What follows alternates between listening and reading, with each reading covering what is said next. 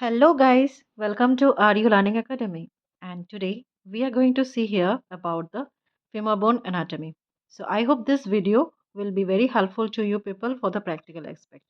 So this is the posterior view of the femur bone, and previously we have seen the anterior view. So this is the anterior view, This and is let's the start the femur discussion. bone. It is the bone of the lower limb.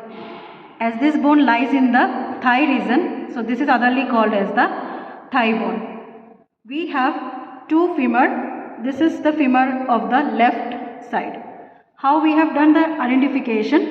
So if we hold the bone, the head always will direct to the midline. The lower end, the condyles will be in the posterior. So if we keep this bone as per the anatomical position, we get the side for the left. So this is the bone of the left. Head always towards the midline. The lower end we have the condyles which will be in the posterior side.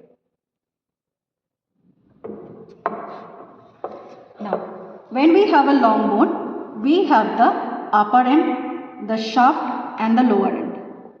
The upper end is circular in shape, the lower end is widest and expanded. When we take the upper hand has a circular head. This is the head. It has a neck, the greater trochanter and the lesser trochanter. Similarly, when we turn the bone to the posterior part, we will get a depression area known as the fovea. The neck is 3.7 centimeter and it is connecting the head with the shaft. Posterior part, the trochanters are prominent. This is the greater, this is the lesser. In between them, we get a sharp margin known as intertrochantic crest. There is a tubercle which is called as the quadrate tubercle. Now when you move anteriorly, between the greater and lesser, we get a line. So this line is called, this is called as the intertrochantic line.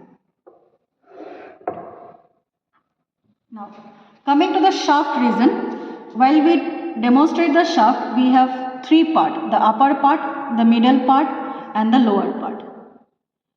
Overall, this bone has four borders and four surfaces. This is the anterior surface, this is the medial, through the head we can say this is the medial, this is the lateral.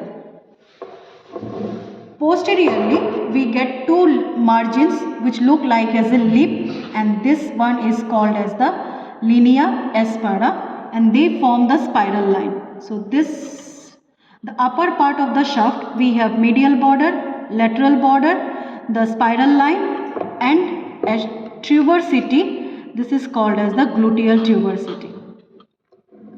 Coming to the mid portion, we get the linea aspera, the lip linea aspera, a nutrition foramen, the medial border, the lateral border, only three borders.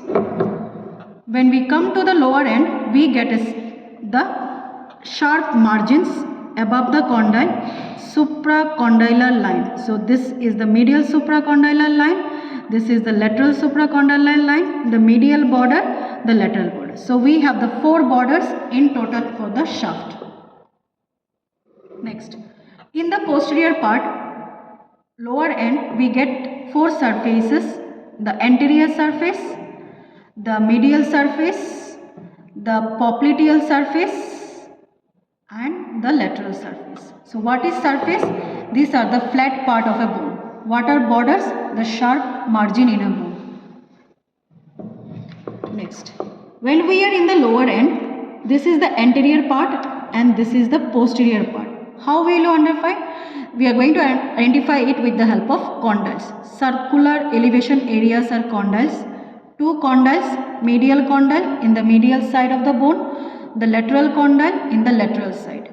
The lateral condyle transmit all the weight of the upper part to the tibia. The medial condyle is little bit larger as compared to the lateral condyle. It is convex and this is flat. So this way, as a radiological profession, we can identify in X-ray the medial condyle and lateral condyle. In between the two condyles, we get a prominent gap. So this is the gap. This is called as the intercondyle condylar fossa or notch. So this all features we will get in the posterior part, and in the anterior part it is totally different. We get a flat articular surface, a joint surface known as the articular surface of patella, where the apex of the patella joins and form the rest part, that is the knee joint, and the head of the femur joins with the acetabulum. This is like this, we have the acetabulum of the hip to form the hip joint.